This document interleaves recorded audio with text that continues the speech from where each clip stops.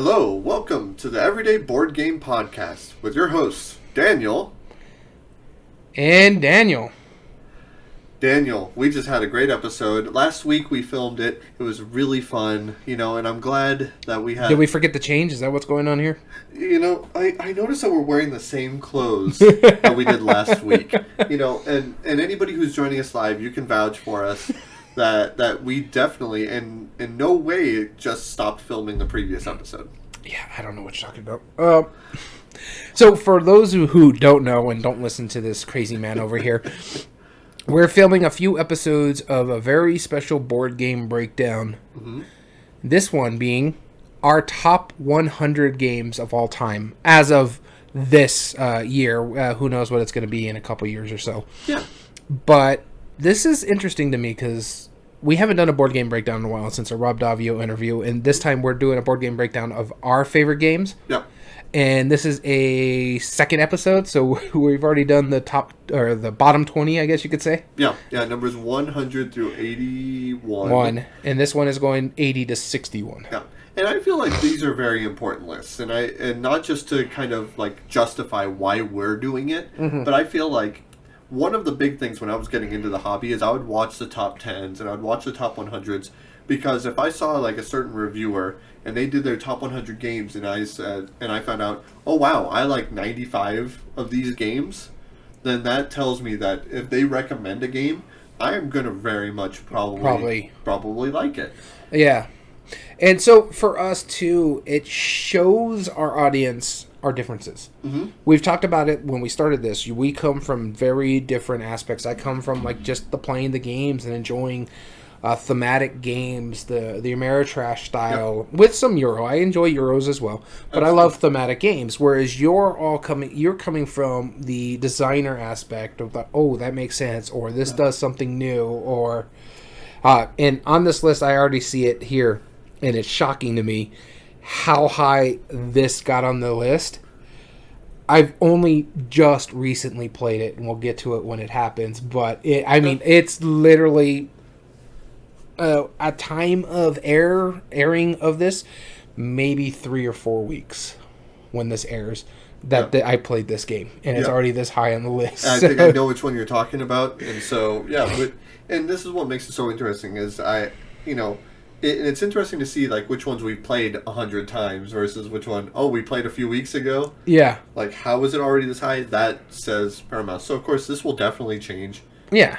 And if you want to hear the caveats of what we did and did not include in our list, check out the last episode. At the beginning of it, we explained all that. Yeah. I did mention this as well. If you notice, Jaws the Lion or Gloomhaven or something like that, and I did mention kind of when it comes out, if it plays similar or is basically a sequel that doesn't change anything, like Jaws the Lion is a prequel to Gloomhaven, I eliminated it. So I only have one of those games on the list. Yeah. So today we're going to be going through numbers 80 through 61. Hopefully we will leave without bruises. There may be some infighting, but we'll see. And so now, let's see who goes first. So 1, 2, 3, 4, 5, 6. That sounds good to me. All right. So I rolled the exact same number. I did before, a 4. And so I will begin. So my number 80 was made about, I want to say, at least 30, maybe 40 something years ago. It's one of the older games on my list, and it is a Splendor killer for me. And which, believe it or not, I think Splendor older game, but Splendor killer. Yeah, and so I played Splendor before I knew about this game, and it's from one of my favorite designers of all time. And as soon as I played it, I was like, wow, okay, yeah, no, this replaces Splendor for me entirely. Is that Sid Sackson game? It is a Sid Sackson game. It's called Bazaar. Yeah. And it's a very interesting game because what you're trying to do, you have 2 random cards that are dealt out at the beginning of each game. And each of these cards have different conversions on them.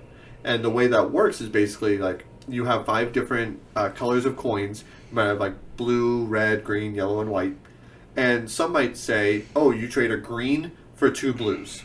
And then another one might say you trade a blue and a green for 3 yellows and a white. Just like completely bizarre, weird combinations. And you can trade in either direction.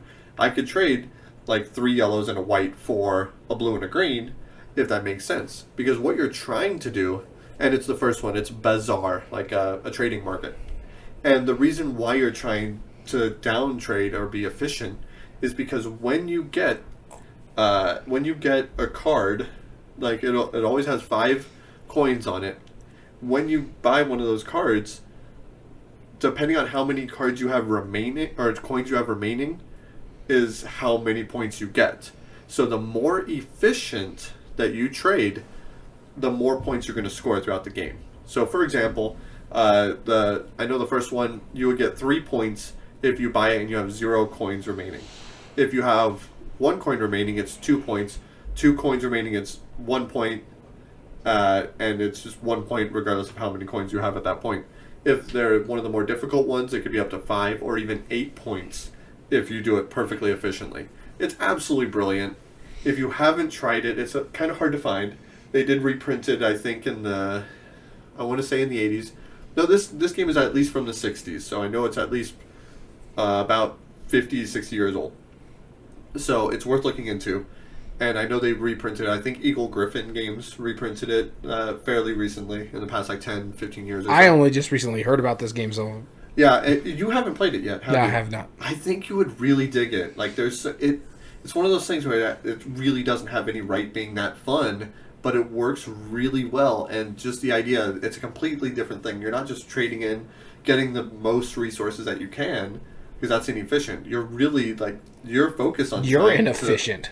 I can be. But the thing is with this game is that you're trying to trade as most efficiently as you can to rack up the most points. It's so smart. I love it. It is Bazaar by Sid Saxon. You're bizarre. What's your number 80, sir? My number 80, I'm not even sure if you like this game. Probably not. I'm just assuming. I don't know. I think you have played it. I don't know if it hit the way it hit for me. I really enjoyed this game. I picked it up at one of our trade-ins, and it came with the expansion in it as well, and that is Paper Tales. I really enjoy this game. It's colorful. It's beautiful. I enjoy the solo play of it. I have a good time with it. You're playing cards out in a line, so to battle and stuff like that, and claim other cards. In a sense, it's kind of a deck builder, but not really. I enjoy it. But the solo is the reason why this hit so high for me, because I really enjoy it. I suck at the solo hardcore, but I love difficult solo games because it makes me think and try to play it as best as possible. You're trying to get the most amount of points basically on your cards, but you're fighting a villain. I think it's like the Underdemon or something like that. And you got to whittle it down, and it hacks me up every time I play. I've played it on easy, I played it on medium, I even tried it at hard just to see how difficult it can be, and it just ruins me. But I have a good time with it. It's a small game that plays like in 5 rounds. Stronghold Games, one of their prettiest games on this list, or not on this list, but in general. They're not known for their great covers and just great art in general. But no, my number 80, Paper Tales. I really enjoy it. It's kind of fairy tale-ish, but origami, beautiful design. But I don't want to go too much into it. Let's keep going. Okay. Yeah, I think the reason I ended up not liking it is, you know how like some games, you want a game to give you that sense of like, oh, I don't have enough time to do everything I want. Yeah. And that's good in a game. This doesn't give you enough time to do anything you want. Yeah, it plays really quickly. I think that's why I like it, but it's because of the solo mode. If it was just multiplayer, I don't think it would be this high, but because of how difficult and how fun I have playing that solo mode is why it, Paper Tales as in stories. Yeah, okay, cool. All right, so my number 79, I referenced this game while talking about one in our previous list. And that's because Reiner Knizia took the core mechanism of Elder Sign and turned it into a completely different game. And it is called Age of War. And you're given the face. Like, I mean, if you like the mechanism behind Elder Sign, Age of War is just that. Now, granted, it doesn't have the story or the combos or the theme or just about anything else in it. But it doesn't need to. It's just a quick little filler game. You're aiming for a card. You try and meet all of the objectives each time. If you're able to do it, then you score those points. Set it aside, and it works really well. Me and my wife love playing it, and we've always had a good time just like busting out, a few cards and some dice, and it's a brilliantly simple game, and I always have an appreciation for ones like that. So my number 79 is Age of War. And for our audio listeners, I'm just going to show how cool the cover of Paper Tales is to It's got a great cover. Our audience. So I'm just showing the cover of Paper Tales. Yeah, it's a great cover. It really is. Phenomenal cover. And yes, I don't have a poker face. I just like giving Danny. I actually can play poker pretty well. I just don't give it to him. I don't want to show him my tail because he's a magician. I might figure it out. All right, so my number 79 is a game that you showed me. I ended up getting a copy of it because I really enjoyed it. And when we're talking about push your luck games, this is probably one of my favorites. Okay. And this is about driving airships and getting as many points as you possibly can. Celestia.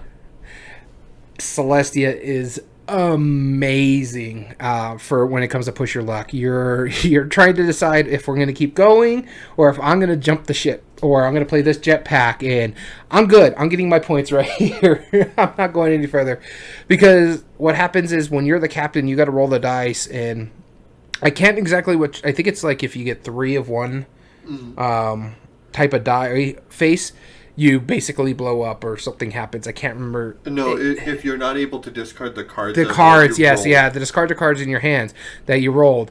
You gotta either decide to keep moving on or jump ship. If you're the passenger, the captain's gotta keep going unless he can't spin the die. If everybody stays in, the captain can then decide, you know what, I'm stopping here. These are where my points are gonna be.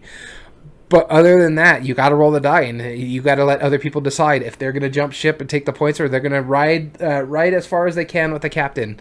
And it's a phenomenal game. Have a great time with it. So, and you can have as many cards in your hand. And what I like about it is, if like someone's got 2 cards in their hand and they're rolling the die, you're like, nope, I'm going to take these 5 points right here and just leave, because I don't think you have that in your hand, and you're trying to use the poker face with the other players in there, because if you don't get points and they stay with you, they don't get points either.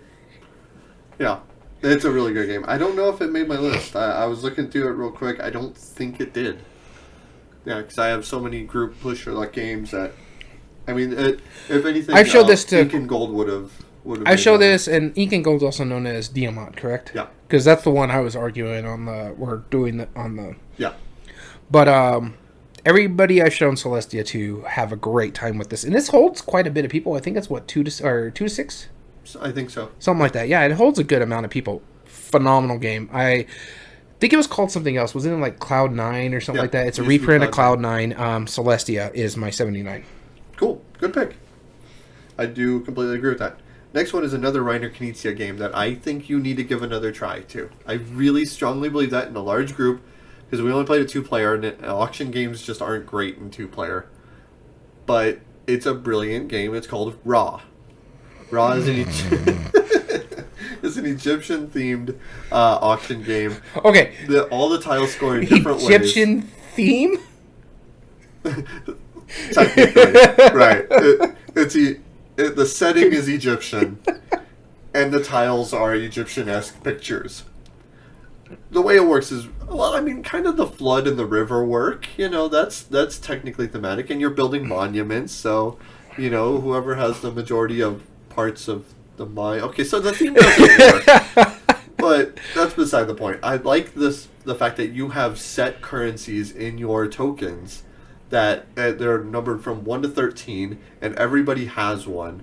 And when you do an auction, you are bidding just those tokens. And so you might want those tiles really more than anybody else, and you might use your highest bid token, but then that becomes part of the pool for the next auction. I think that's super cool, and it's definitely something you haven't seen before, I don't think. I haven't seen it before, and I think it's just really smart how it works. And that's Raw. Daniel, I want you to try it again with a big group. I think you'll like it. Oh, sorry. You said Konnichiwa and I passed out. Yeah, it happens. Oh, just wait till I'm sure there's more. Speaking of passing out, number 78 on my list is a game that you don't hate, but you don't really like, and especially because of how long this game can be. We played a 3-player version of it, and it took us 3 hours. And it's Cthulhu Mythos. Is it Eldritch? It's Eldridge Horror. 4 hours, sir. 4 hours. And that's pretty much what he was doing while we're playing the game. But I really enjoy this game. No, it's not that I don't like it. I don't like it. I hate it. I'm not playing that game ever again. No, I enjoy it. Me and the wife, this is one of the first games we really started playing. We really enjoyed it. It's a long game. I'm not going to lie. Even if you play it solo, it's going to take you an hour, hour and a half. Yep. You have like the big bads. In fact, I don't know if you could see it. It's right behind him. But I have almost every expansion. I'm missing some of the smaller expansions as well as the most recent big box expansion, which should have been a small box expansion because it's just cards. But I enjoy it. I like the H.P. Lovecraft stories. I don't like the author himself. But the stories are something I really enjoyed. The creepiness, the darkness, the macabre. And so this one hit... Just to clarify, it's called Eldritch Horror. Yeah, it's Eldritch Horror. We did say Eldritch Horror. Yeah, I'm just clarifying. But it is probably my second or third favorite of the Cthulhu Mythos games from Fantasy Flight. I think for sure there's one more higher up on this list. Maybe two. I'm not exactly sure. But I enjoy it. It just, again, it's a long game, so it doesn't really hit the table as much. And it's very lucky. It's a Fantasy Flight game. We've talked about this. It's dice chucking. You got to meet a certain amount of points. With this one, unless you're blessed, you have to hit a 5 or 6 on your die for you to hit a success.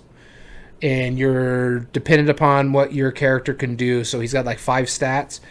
So if you only get to roll 2 die and you have to hit 2 successes, you need a 5 or a 6 on both those dice. And a bless only helps you somewhat because it makes half the die possible of being successful. 4, 5, and 6. So yeah, it's lucky. I enjoy the game. I love the mythos of it. In fact, I think there's 2, 3 more actually, like more than this, but I don't know if they all made the list. We'll find out. No, I don't completely hate you for this answer. Or for that choice. I get why you like it. I think you understand why I don't, but I don't dislike it because I think it's bad. I just didn't have fun playing it. It's long. Speaking of games that the other person doesn't like playing, I know why you don't like this one. Because it's boring and bland? No, it's pretty exciting. You hate the culture behind it. And the reason it's on my list is because I've grown up playing this. And it has a soft spot in my heart, and I still enjoy playing it. And it's not the culture; it's the people in the community. Yeah, and I totally get that, and that's the reason why it's this low on my list, and that is Magic the Gathering. I mean, if you don't know what Magic the Gathering is, I don't hate the game. I don't know why. It's because of the community. I don't like playing it. Yeah, and that's fair, and that's very fair. But it is also kind of random, and it is very lucky. But I mean. And you taught me how to play it, so I didn't understand it. Every time I've played it, I know I've always gone like on long spells of not playing it and going, okay, like I'm finally done with it. All right, and then my friend will call me. It's like, hey, let's just play with a couple packs. Like, all right, fine, I'll do you a favor, and we have a blast every time. Yeah. And I still have fun with every set that comes out, and it's just because. I don't know what it is about it, but Magic is just a really fun game. So it really wouldn't have made sense not to make my top 100. No, I understand why it's there. Because, again, you have the history with it as well. Yeah. I've probably played it for more than 20 years now. Thinking about it. I started in 2001. So more than 20 years now. Yeah, so I didn't really get into it back in the day when it was really, really big in the 90s. And when I could actually start playing it, I was playing sports. So all that money that I had went to the sports equipment and stuff like that, so I couldn't be into that money suck. I'm repping nerd for life right here. Hey, I read comics. That's my nerd cred. I was reading comics before it was cool. Yeah, and thanks Creative Chaos for pointing out how old I am. I appreciate that. Which makes me sad because I'm older. Yeah. But I don't think you've stuck to any specific game for more than 20 years, have you? At least one that's on your list? Well, on my list, no, because I've only been modern board gaming for 7 years. Yeah, okay. So that would be kind of hard to stick to a game on my list for 20 years. It came to video games. I've played every single Zelda since they came out. When they came out. Not when they came out. My brothers had the original Zelda on the NES, and I started playing it when I was like 5 or 6. So okay, so a couple years later. Yeah. No, that's not bad.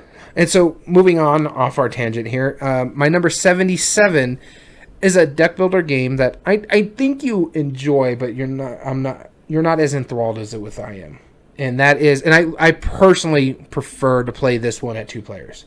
It can go up to 4, but I will only play it at 2 players, and that is Ascension. Oh, yeah.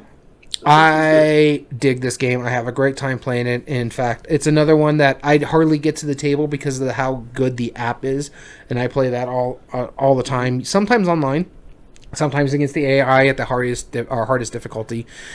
But I enjoy this game, and I like the fact that you can mix and match decks. I guess you can say the packs. They have like standalone expansions for the last 10 years or so since it's been out, because I think it's the one I have on my list here is Ascension X, so it's the 10th pack, War of Shadows.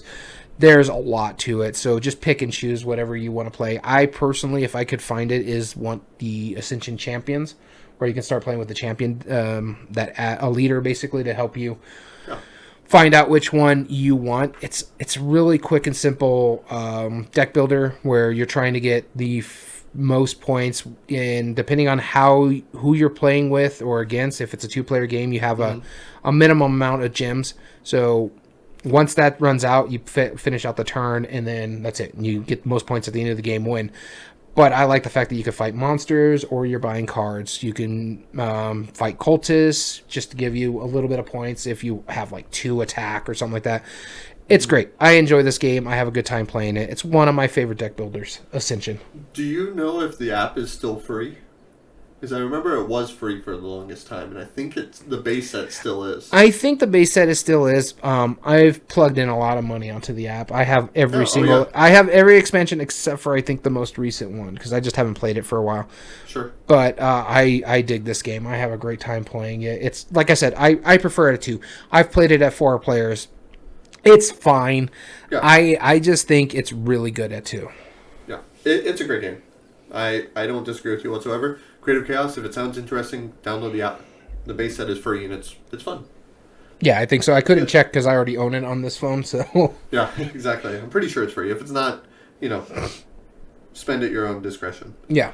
Number 76, also a Reiner Knizia game, but this is one that you don't hate too bad, and because you brought it up earlier, and you know what it is. It's Lost Cities. Lost Cities. What do you mean I don't like? That's probably my least favorite of his. Really? I don't like the math in it. Oh, okay, yeah, the math is pretty ridiculous at the end. Because the idea of Lost Cities is that you're going on up to 5 different excursions to find these lost cities of different themes. There's no theme.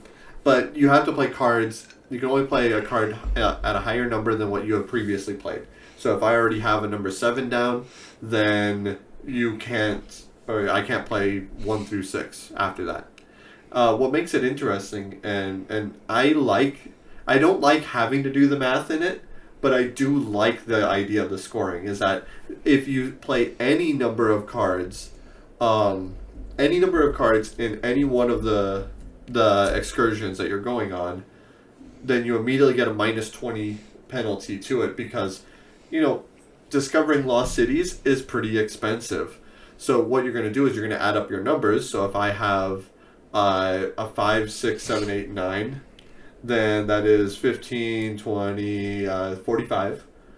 So, or 35, I believe.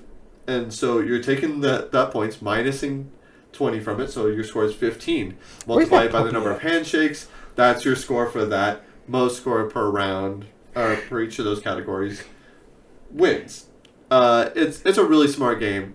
I like it. I get why you don't, but I think it's pretty fun. I need my emotional support puppy right now because I'm bored to tears. Well, I think the board game does it better is because you're just moving your pawn, and it does the math for you. Honestly, if I had to choose between Lost Cities and playing cribbage, I'd pick cribbage. Your dog heard you. Yeah. If you don't mind the math in it, it's because it's not mid-game scoring. You are just doing the math at the very end of the game. It's fine. It's really not bad. It's a little weird at first, but it's also available on Board Game Arena, and that's why it is my number 76, Lost Cities. All right, my number 76 is a game I haven't played a physical copy of, and I'm surprised it climbed up this list. But as I was going through the thing, and I'm like, it's probably going to break my top 100 because I'd rather play this over this. I'd rather play this over this. And that is Boomerang Australia. Another roll right here. This is a great game. It's not complicated at all, but you're trying to... Actually, would this be a roll and write or a flip and write? It's a roll and write because it's a draft. It's a draft and write. Really. Draft and write, really. And you're drafting basically... again, I've only played the Board Game Arena, so I'm assuming it's cards. Yep. And you're trying to either match a location or numbers or photos on the stop sign or the signs. Yep. There's many ways to animals. Yeah. I enjoy it. It's a phenomenal game. I have a great time playing it. I think this is another Scott Holmes. It is a Scott Holmes, yes. So he's hit my top 100 twice already. Back in the 90s, it was, I think, Almanac Dragon. Yep. And then now this one. Great games. Boomerang, I want to get a physical copy of it. I just haven't yet. It's really good. I had a great time with it. Same here. If I owned it, it would be on my top 100. I strongly believe that. Maybe playing with the actual cards is incredibly boring. Yeah. I don't know. But you never know. My next one, number 75, I actually own, but I have not played my physical copy either. I've only ever played it on Board Game Arena. And it is technically a play cards and move game. It's kind of a race game. It is Luxor. And what makes this game so cool is you just have a spiral track that goes into the middle of the pyramid. But what makes it so neat is you have a hand of 5 cards that you can't change the order, and you can only ever play the one on the far right or the far left. But it solves a lot of the problems that roll and move have. Like, if you have a roll and move with one pawn, you don't have any choice to where that pawn moves, of course. Yep. But if you have multiple pawns, which this does, then you do suddenly have choice. Do I want to move this pawn or this pawn or this pawn that number of spaces? So Parcheesi. Kind of. But what makes it even neater is you're effectively racing to the middle. That's where you get the most points. But all of your pawns, meeples specifically, will score based on how far they get along. And you draft the cards you take and you put them into the middle of your hand, so you're not going to see it for at least 2 more turns. And it's because you can only play the outside cards. It's super neat, and what you land on gives you bonuses. Getting past certain checkpoints gets you more workers that you can then rack up more points and get more combinations with. So you're trying to go fast, but you're also trying to unlock certain things. It's super cool. I think this is a really smart game. I can see why it was nominated for the Spiel. I get why it didn't win, but it was enough where I definitely had to buy a physical copy as soon as I played it. I thought it was phenomenal. So that is Luxor, my number 75.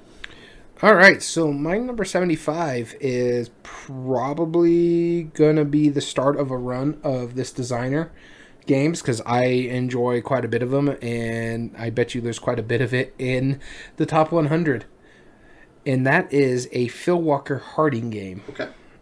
I'll give you a hint. I just recently bought it after a trip to El Paso. Ah, yes, Gingerbread House. Yep. Mm-hmm. Just recently played it too with a friend of ours, the one I mentioned quite a bit on here, Gamehead Geek. He's got a TikTok of us playing or about us playing it, so go check him out on TikTok. Mm-hmm. But it is a good game. I like the fact that it's got the fairy tale theme, but honestly, when we talk about theme painted on, this could really be... There's no theme. It's basically you're playing your tiles out, and you're trying to get the most points by capturing these creatures. So you're trying to get gingerbread cookies to capture the creatures. Any of the ones that are out for everybody to see are the ones that you've locked up in your personal prison so no one else can get it. And most points at the end of the game wins. It's very simple. You're just laying your tiles out. You're trying to complete levels. This way you can put wild tiles out. Mostly you're collecting cookies, but you can also imprison a card if you play over a prison. So what happens when you play your tile, you get what you play over. So it could be a specific cookie. So it's like the hearts, the pentagon, or the diamonds, the circle, which are the yellows, greens, pink, and blue. Yep. And you could also get, again, you play over prison, you get a prison. If you play over stairwell, you get a stairwell, which could help you raise your level. Because you can never put your domino tile cattywampus, I guess you can say. Yep. And so you put the stairwell on it, and it levels it out. And you can still get the reward from under it. And it is phenomenal. I have a great time playing it. If you play the basic, you're just... rules, you just get points if you complete a level. But if you play the advanced rules, you get maybe a bonus action or into game scoring. So if you have the most angry faces of the people who you've captured, or for every angry face you get 2 points or something like that. So it gives you a target to start capturing after the angry faces or the happy faces. It's phenomenal. It's a really good game. It's very simple if you want to play the basic rules, and it's not too difficult if you play with the advanced rules. It just changes a few things. But that's Gingerbread House. Yep, great pick. Do you think it's on my list? Maybe. Okay. I think it's one of your favorite Phil Walker Harding, so I think it might be on your list. Okay, we'll see. Not to give any spoilers, but we'll find out. My number 74 plays up to 8 players. And it's technically a party game, but it's the most points or money at the end of the game wins. QE? Nope. And this one has one of the funniest components. Well, wait, nope. You said funniest component, so it's not the one I was thinking. Which one were you thinking? Wits and Wagers? No, it has one of the funniest components, and that's because technically you could have just used your fingers like this.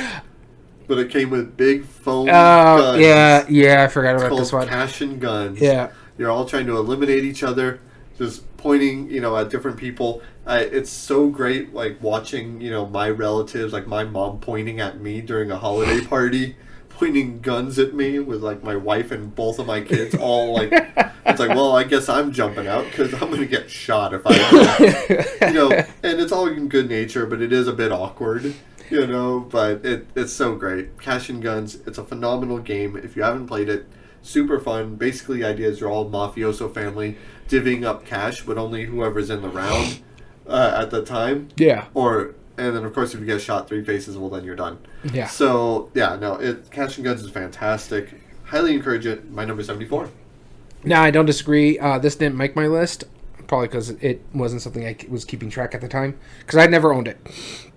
I have a friend who owns it. I mentioned him earlier, but and he does too as well. There's actually, I think, 3 copies in our game group. Probably.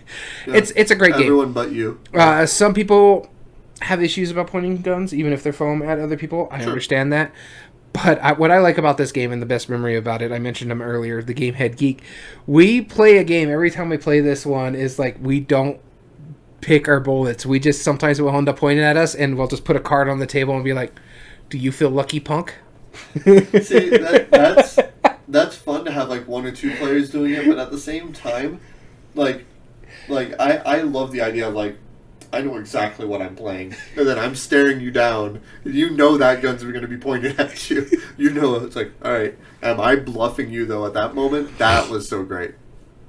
Yeah, I think it's the reason why we like it is because we're playing a game within a game. We're playing a little Russian roulette while playing the game. Yeah, exactly. The table talk with that is so phenomenal. Yeah, great time. It's a fun game. I'm sad that it didn't make my list, but I understand why it didn't, because it just wasn't part of the track and of the 411 games Would I it went have made, through. do you think? Probably, or it just miss out in the top 100. It'd be up there. Yeah. Cool. So my number 74 is probably another one of the start of a run for this one for a gaming company. And I really, really enjoyed this one. I've only played it one time, but it actually beat the other game that's like this, and that's Between Two Castles, A Mad King Ludwig. Between Two Cities made it in the top 130. But the reason why I like this one more, and I understand why it got this far, is because it blends those two games. I've never played the Mad King Ludwig, but I know how it plays, where you're trying to build the best castle and put tiles at a certain place, but you don't want things next to other things, but you want this thing next to that thing. Yeah. This does that for Mad King Ludwig, as well as Between Two Cities. And what I like about the difference here is you can play your tile however you want between the two castles, between, like, say, you and me, and then me and Bryce, or over here, and then Bryce and Dom, and you and Dom are building. So I'm building a castle here with you, and I'm building a castle here with Bryce. And that's important because your lowest score is going to be your final score. Okay. And so if it's like you and me tied, that's when our other castle is going to be the tiebreaker. Whoever has the highest score there wins. But what I like about it is that you don't have to follow the rules of Between Two Cities, where you have to play, I think it's a 5x5 grid. This one you can build. The rules are certain buildings can either be underground, but they don't have to be under a building. They just have to be connected to an already established area. So if it's underground, it can be under something, but it doesn't have to be next to something else unless you want to get the points. Whereas if you have an outdoor, you can't build above it. If you have this room, they kind of want to be around these other rooms. Great game. I really enjoyed it. And it's got a pretty decent solo play, too. Very cool. Yeah, good pick.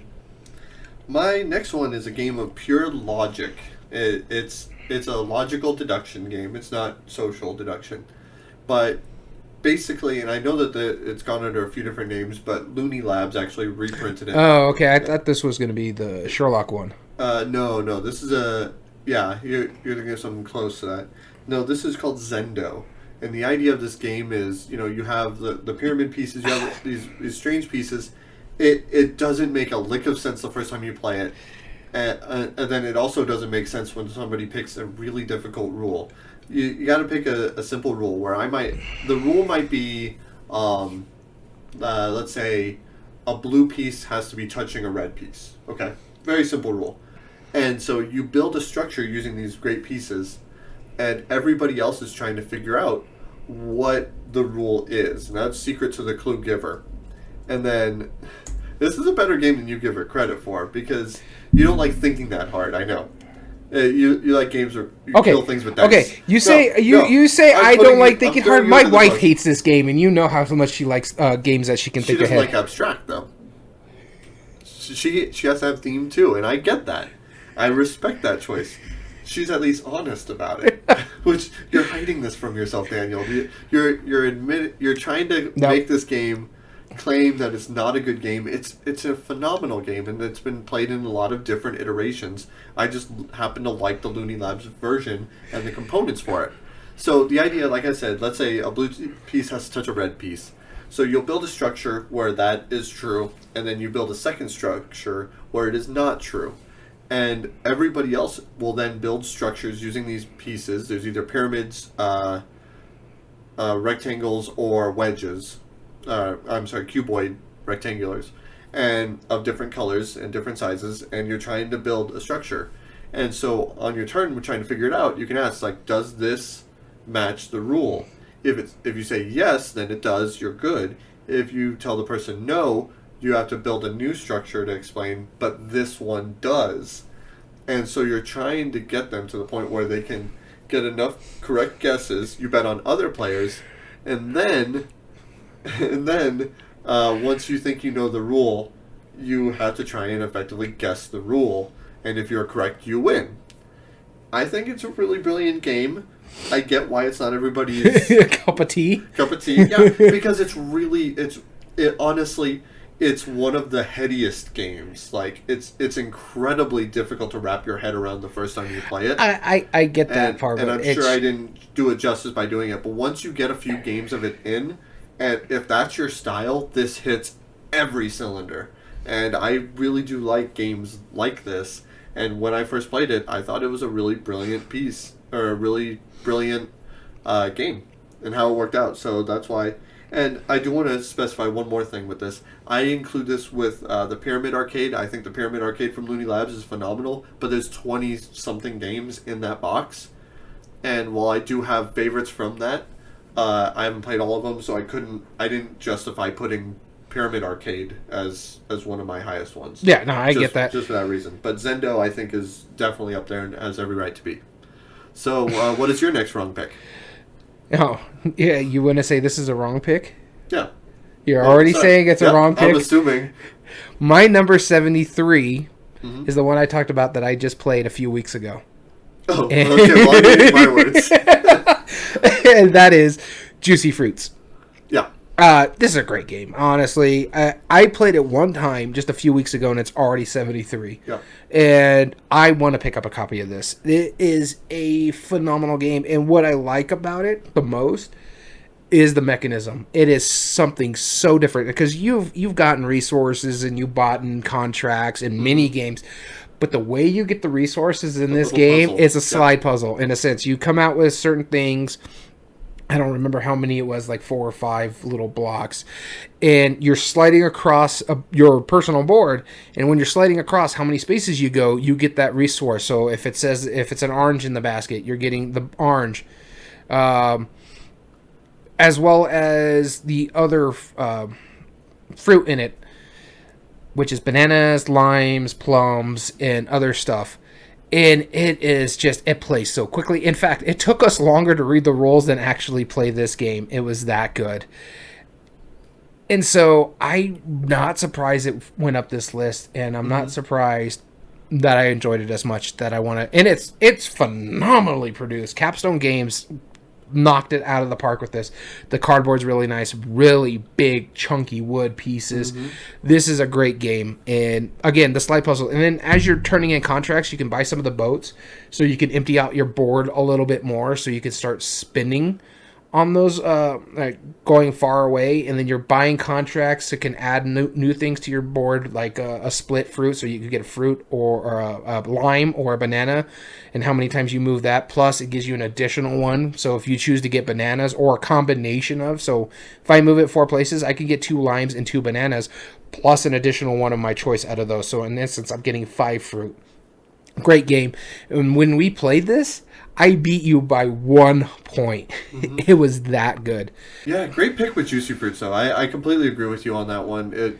Man, when we played it, that was just a phenomenal experience. And we may or may not talk about it later. I don't remember if I have it on my list, so we'll see. But it was really good. I enjoy it. Yeah, it was really good. It had no right being that good. Exactly. Really did. When we were playing the rules, or reading the rules, and we were like, oh my god, it's 9:30 at night, and you got to get out of here at 10, and we're still barely going to start the game after reading the rules for 30 minutes. Yeah. And then we were done at like 9:55. I like how we actually went through and read the rules. It's like, all right, so when you do this happens. You're like, okay, on it. It's like, all right, and you need to trade in resources for these. You can buy it for either that or that. Okay, cool. Yeah. That's it. Yeah. Like, oh, okay. All right, let's get started. Boom, boom, boom, boom, boom, boom, boom, boom. Done. 25 minutes, we played a 2-player game of Juicy Fruits, and we're done. Yeah, yeah. It was almost longer. And so we're going to reply to one of our live commenters. Gloomhaven is the biggest invested board game. Other than that, big into Dune. Okay. Or House of Betrayal. Betrayal House on the Hill. Yeah, there's some really good 2-player. Obviously thematic. Yeah. Jaws of the Lion, if you haven't played it. Yeah, Jaws of the Lion is really good if you're invested into Gloomhaven. Honestly, a lot of co-ops can play really well with 2 players. Yeah. Horrified is a good recommendation.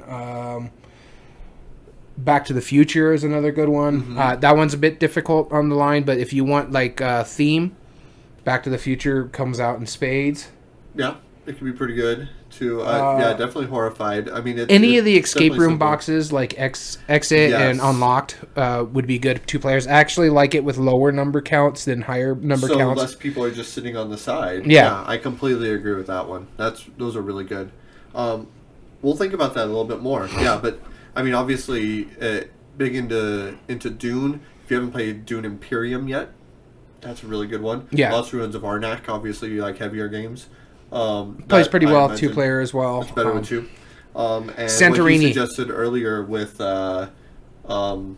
Ascension.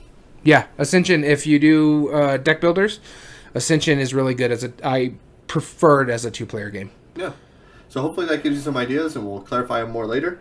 But going into my number 72 of all time, speaking of deck builders, speaking of Ascension, it is the sequel to Ascension, Shards of Infinity. Yeah. Oh my goodness, do I Still love haven't this played game. this one. You will eat it up, man. It's really good. It plays with all of the enjoyment of Ascension. It basically plays like Star Realms, except it adds in another level of mastery where you level up your cards. Certain cards have this brilliant effect where it's like, okay, well, I will get 2 crystals, which is what the mana that you spend or the resources. But if I have level 15 or higher mastery, I'm going to get 4 crystals instead every time I play that card. That makes the choices so much better. And if you get to max out on your mastery, it's not last person standing wins. It's literally first one to that wins, or most points. It's just so cool how it works. I really enjoy it. I thought it did everything that Star Realms did, but added on that extra level of like, okay, well, let's add like these extra cool little rules and add on this extra resource of mastery and be able to upgrade cards as you're playing and make it better. I think it's awesome. Shards of Infinity, and it plays like, it's not expensive. It plays 1 to 4 out of the box, or 2 to 4 out of the box. The only thing that I like less about this than I do of like Star Realms is that there's way fewer expansions and they just don't support it nearly as much. Star Realms or Ascension? Either, really. Oh, okay. It's just because I think they've only released 2 expansions for it, and that it's been out for 5 or 6 years. It's been out for quite some time. But Shards of Infinity, I think, is an absolutely phenomenal game, and it's one of the best deck builders around. That's my number 72. Yeah, I haven't played this one. It might unseat Ascension for me, but I just really like Ascension. It will. But we'll have to try it. So let's go to my number 72, and it's one of the more recent ones on my list. But again, we talk about theme. I love IPs. One of the more recent ones that just came out this summer, and oh man, do I dig Is this one game? I think it is? Which one? Dune Imperium? Nope. No. Oh. No, I said this summer. Dune Imperium didn't come out this summer. Oh, okay. This one is Prospero Hall. The Oh, most recent Funkoverse Prospero Hall release. Funkoverse? Funkoverse Prospero Hall Or you mean release. Funko Games? Funko Games. Yeah, Well, okay. No, that's fine. So then that's Goonies, right? yes. Yeah, okay. Oh, I dig this one. It kind of gives you the RPG feel because you have what they call the Goondock Master, and they're trying to beat you. It's another one versus all game in a sense because the Goondock Master is trying to defeat the players. Yeah. And you have different scenarios. You play it over kind of a campaign, basically telling the story of the movie, and it's got like the deleted scene. So one of the bad guys is the octopus you never see in the actual movie. And it's action selection in a sense. You got so many actions that you can take in a turn, and you have to be synergized with the other players. So you got to make sure if it's a 3-player game that whoever the Goondock Master is, the 2 players that are playing have characters that work well with each other. So if you're bad at something, someone else is good at another thing. And so that thing you're bad at. It's a great game. I had a great time playing it. The first game of it that I played, I was... what's that guy's name? Because it's One-Eyed Willie is the pirate, but Sloth. I played as Sloth, so he's really good at fighting, but he's not good at anything else. Whereas our mutual friend played as Mikey.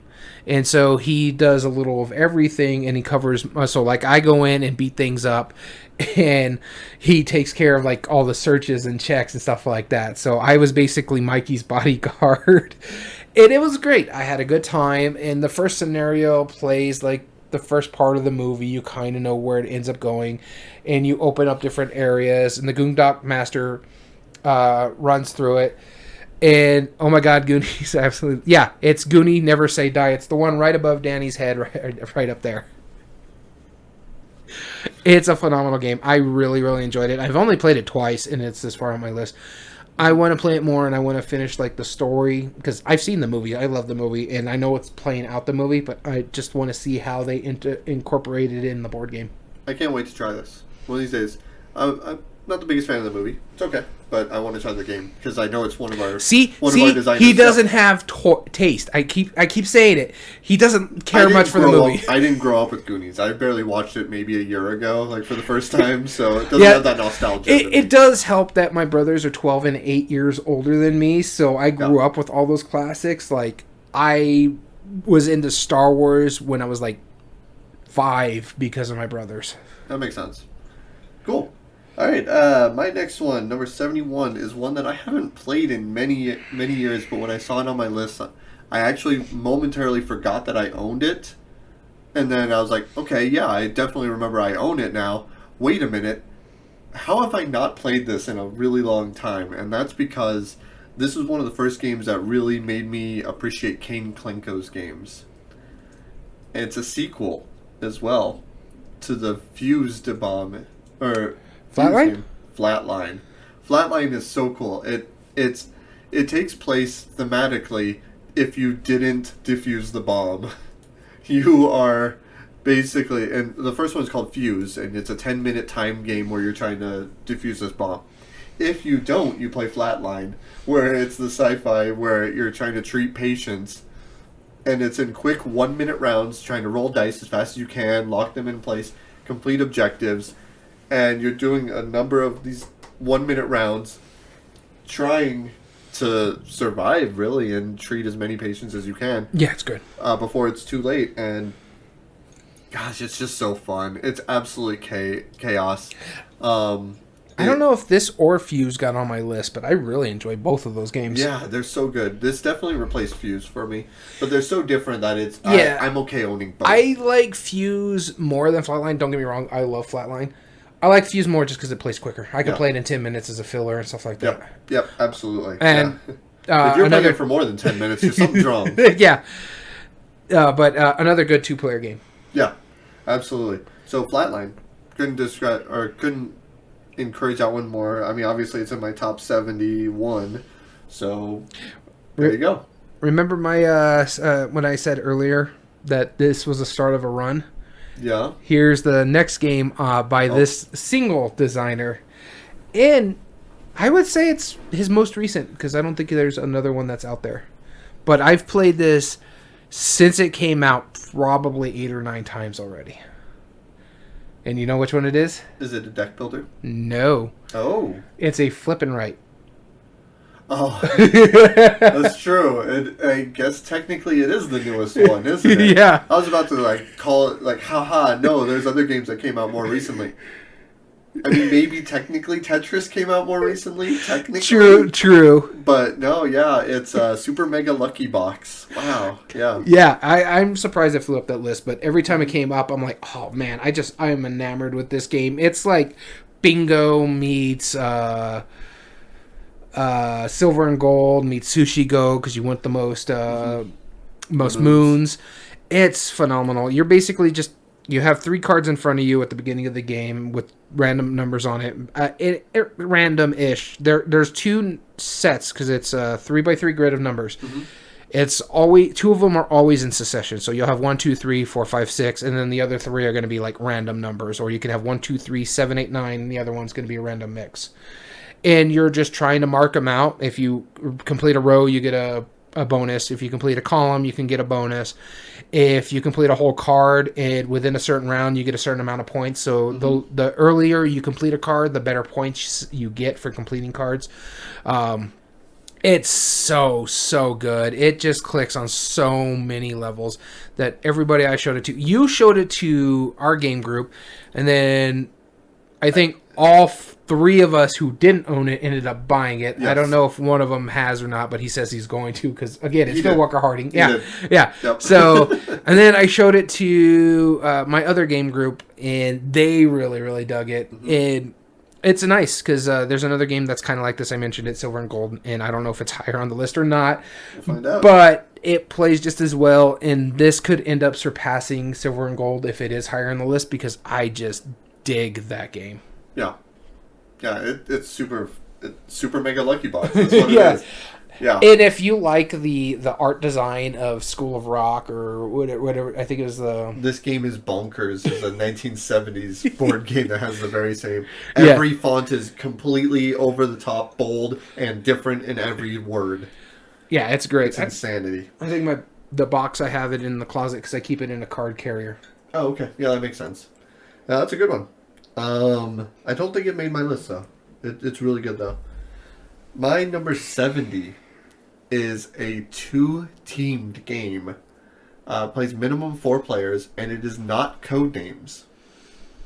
A 2-team games and a minimum number of 4 players. Yep. Is it Time's Up? No. Oh. Yeah. 2 teams facing a head-to-head, and it is a word game, technically. Where you will be giving code words based on a sequence. Decrypto. Decrypto. Yeah, Decrypto's so good. Decrypto is so good. I can't tell you enough. Just missed out on my 100. And this...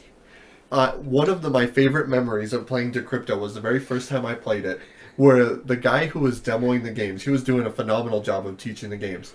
And he did something that now I do every time I teach Decrypto to any new players. It's like, all right, so I'm going to teach you guys how to play the game. It's not going to make any sense, so just go with me. I'll walk you through a couple rounds, and then it'll start to make sense afterwards. Because it doesn't make sense at first. Mm-hmm. It really doesn't. Because the idea is that you have a code, and you have 4 words that your entire team can see. So it might be like Muppet, hamburger, mud, I don't know, something weird, right? Yeah. And you have 4 words, and they're numbered 1, 2, 3, and 4. So the way it works is that you get a code. It might say 2, 4, 1. And so you have to give code words to your team, and they have to be able to figure out that code. So in the second one, I put hamburger, so I might put cow. Yeah, that's pretty straightforward. And you can't, you got to be not too obscure, but you can't be outright because the other team can actually guess. Yeah, the other team is always going to hear the code words that you give them, or that you give your team. Your team knows what words you're trying to decode, and so they have to come up with the sequence.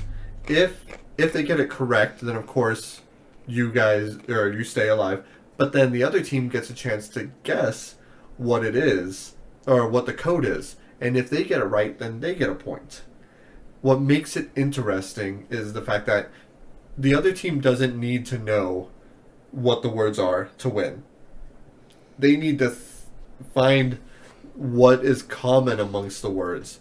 So if I put, for hamburger, if I put bun, lettuce, cow, and my next one is ketchup, then they're probably going to figure it out that's the second one in the sequence, because you're going to tell them the code after each one.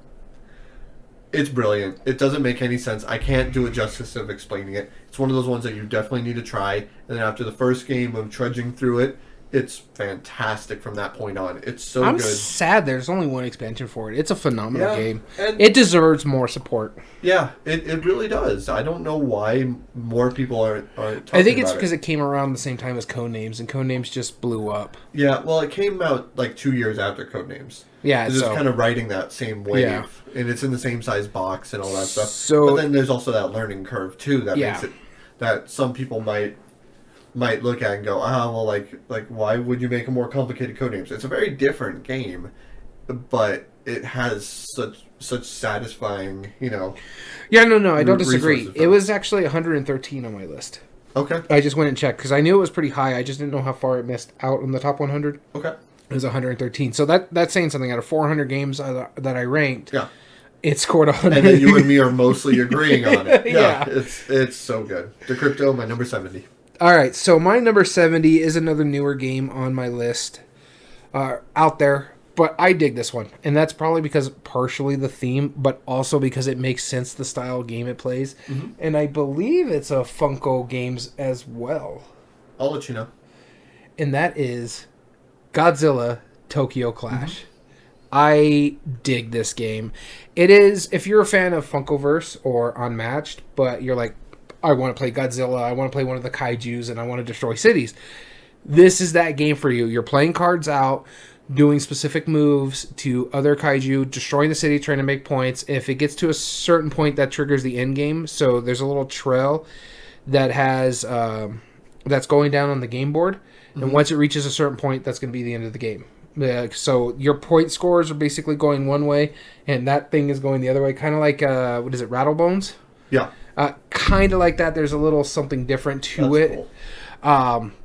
But yeah, so what you're doing is, and there's only 4 kaiju in the box. It's Godzilla, King Ghidorah, Mothra, and I forget what the beetle one is. I can never remember the beetle name, and I own this game because it's my least favorite out of all the kaiju. Gamera was part of it. I know he wasn't in the same universe. Yeah.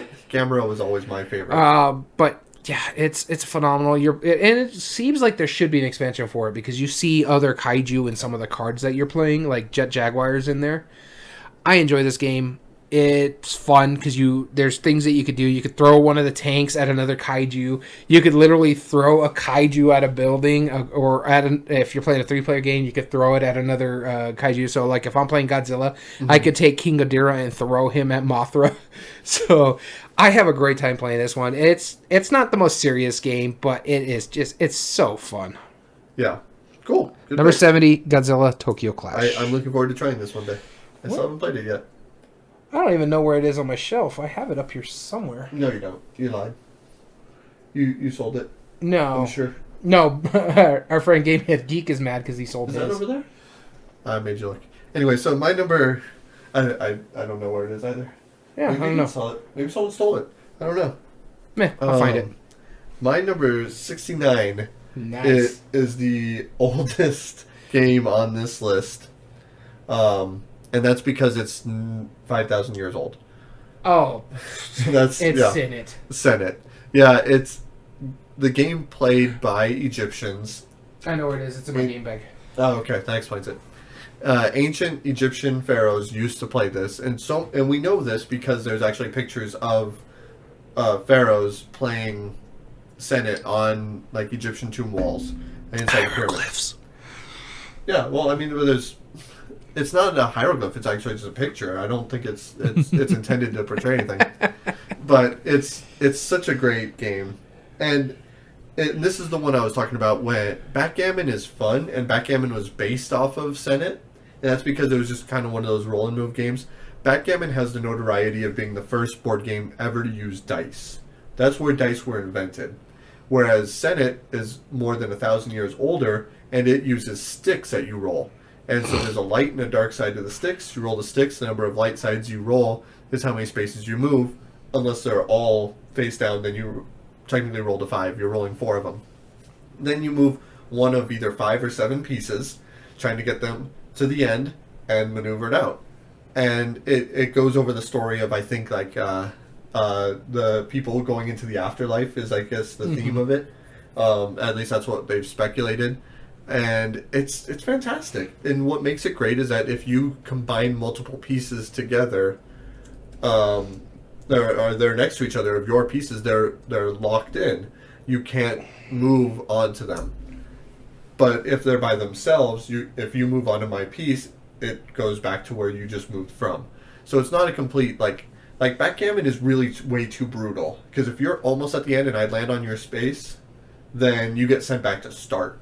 This just swaps places with them. So it's not too bad. It's not undoable. And every time it's a nail biter. Every time I've played it, it's always down to like 1 or 2 pieces, and it's really close, and you're just trudging along, and it doesn't make sense that it's that fun when it's a roll and move that's 5,000 years old. It shouldn't be fun, but it's really fun to play. And Yeah, it's not bad. I highly encourage, I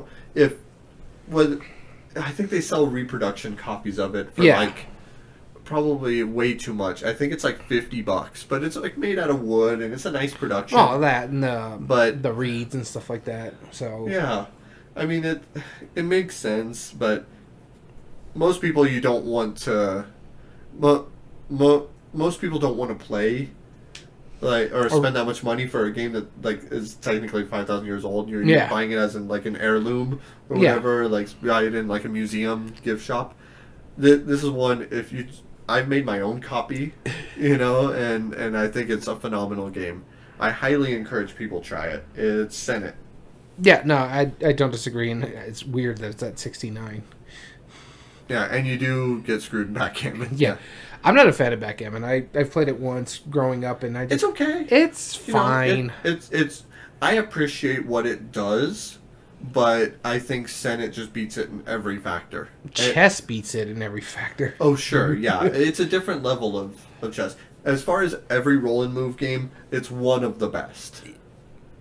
With Merlin set aside, because no, I'm just thinking like other rolling moves. Well, I mean that's not saying much when you got like. I actually prefer Parcheesi over. Sure. Yeah. I really enjoy Parcheesi. I'm one of the few people that probably like Parcheesi. No, I like Parcheesi, but the reason I like Senate more, and this. Well, I'm not talking about Senate. I'm talking about backgammon. Yeah, no, but the reason I like Senate more than Parcheesi though, is because Parcheesi does the same thing, that you're all going in the same direction, but the fact that you're starting on different parts of the board, meaning that there's far less interaction.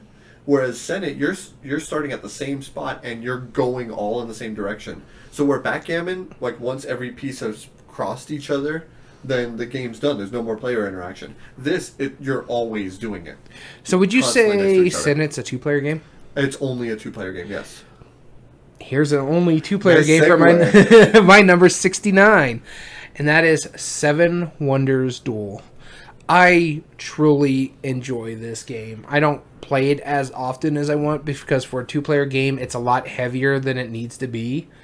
Or it doesn't play as quickly as more other 2-player games do. Like Senate doesn't play or plays shorter than Seven Wonders Duel. This was my 228. So I really dig this game. I like the fact that you're drafting cards and you're just trying to decide, am I going to take that card and put it out in front of me, or am I taking that away from you to sell it? And sometimes it's good for me to do that. Sometimes it isn't. You don't know what's going to end up flipping if it's a card that's upside down. So you got to be careful about that kind of thing. So it's like I take a military card because I notice you're going military, and then another military card flips up. You didn't play very well, but... and then there's 3 ways to win. That's what I like about it. It's either most points at the end of the game, or you get a military victory or a science victory. Everything's kind of out there, other than the cards that are flipped out, but it's common knowledge for everybody. There's equal amounts of information. You know what wonders I'm trying to build. I know what wonders you're trying to build. It's a great game. In fact, I will play this over the original Seven Wonders any day of the week. I do not want to touch Seven Wonders. Yeah. And I will give credit to, I think Repost makes this. Great component quality, and I know that because the very first time I played it, the player I played it with, I forget who it was, accidentally dropped one of the tokens into a cup of water. One of the science tokens, and we pulled it out, dried it off, and I don't know which one it is. I don't know which one fell in the water. There's no noticeable problems with it. Yeah, so, Seven Wonders Duel. It's a great game. I enjoy it. Don't try that with your copy. I don't know if I don't recommend it. May not be possible for all of them. Speaking of 2-player games, this technically can play more, but really it's intended as a 2-player game. That is Dice Throne. Yeah, no, I agree. It only played at 2. Yep. Maybe the co-op part of it could probably play better with more. Sure. Yeah, and I think that's what it is intended to do. But yeah, it's Magic the Gathering meets Yahtzee. It really is. But each of your characters plays very differently, which is what makes it so fun. And thematically too. Like the fire mage, whatever the character is, I don't remember the names of a lot of them. But the fire mage, I know they get fire tokens, which ramp up their attacks and they get stronger and stronger. The gunslinger you're shooting. Yeah, the gunslinger you're shooting. Then you have like the monk, who has like meditation tokens and can divert a lot of attacks and do really great things. But basically what it boils down to is you're playing rolling dice, trying to get Yahtzee combinations. You have a certain number of rerolls, and then using those to attack your opponents and punch them in the face. Last person standing wins. Awesome game. And the company that makes it, same company that makes Santorini, if I'm not mistaken. Roxley, yeah. Oh my goodness, one of the best productions, especially even the normal production of it, the 2-player boxes or like the 6-player box. It's a really good production, but then their remake, the re-rolled version, oh man, that's one of those ones that I spent a pretty penny on, and it deserved to be that because that production is phenomenal. So much to the point where I sold my Season 1 a year before I got my Season 1 remake, knowing that I had to back it and I had to get a copy of it. So I ended up just selling it. I was like, I'm not even going to deal with it later. Like, I'm going to wait, build up my hype, and I enjoyed every minute of it. It's so good. Dice Throne. Season 1 or Season 2? It was my 220th. I'm surprised it was that low. I really enjoyed this game. Yeah. But, I mean, when you go through that many games, it's something's going to slip. So we are doing our number 68, and another 2-player game on my list here. This is probably one of my favorite trick-taking games, and it's also a really good trick-taking game at 2 players because it only plays 2 players, which is weird when you think about it. Mm-hmm. A 2-player trick-taking game. Yep. How many of those can you name off the top of your head? That's the one. No, there's more than that, but not. Yeah. And this one does it really well, and that's Fox in the Forest. This is not Duet. This is Fox in the Forest. I don't think Duet made the list. Duet's nice for a co-op one, but the tug-of-war, trying to keep the fox, it's fine. But I like another game for the co-op version of trick-taking better. But Fox in the Forest itself is a great game that plays quickly, that I can play with my wife, and she enjoys it. She beat me the first time she ever played it when she realized that she can keep feeding me tricks and make me take all the tricks, which I end up losing the game automatically for being too greedy. Yep. Or if you don't play well enough, if you don't take any tricks or less than 3, you lose the game automatically. So you got to find that balance to make sure you don't take all the tricks or too little tricks, or you lose automatically. And if somehow you're able to meet it in the middle, whoever has the most tricks at the end of the game without being too greedy about it wins.